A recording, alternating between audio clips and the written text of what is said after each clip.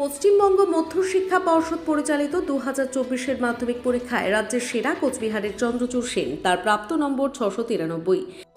সেই সাথে মেধা তালিকায় 57 জনের মধ্যে সপ্তম স্থানে রয়েছে মাথাভাঙার আসিফ কামাল।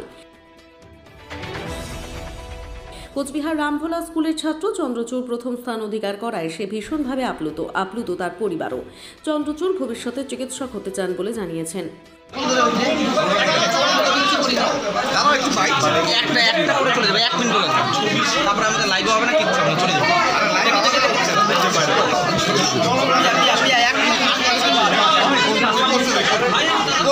দেখি না একটু একটা মিনিট দাও না সময়।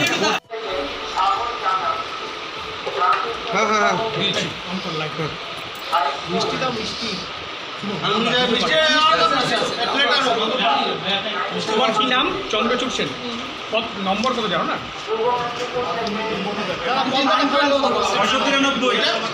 693 নম্বর এইটাকে একটুখানি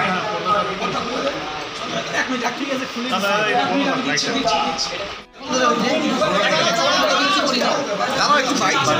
একটা করে চলে যাবে, 1 মিনিট বলে তারপরে আমাদের লাইভও হবে না, কিচ্ছু হবে না, চলে যাবে।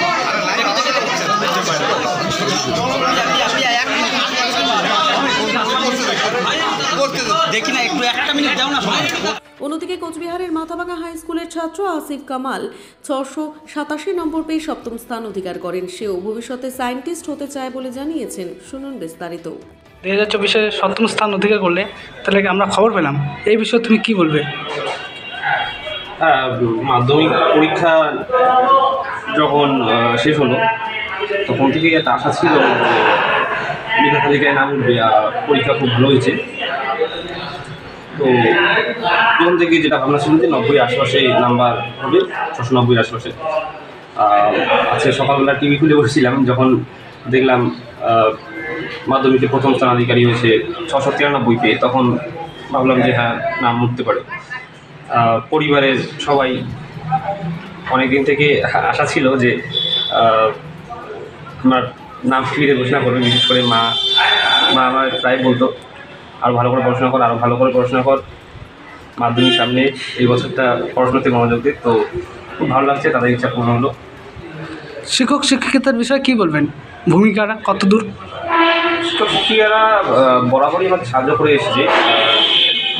তাদের কাছে পড়াশোনা বিষয়ে যে কোনো সমস্যা নির্দ্বিধায় বলতাম।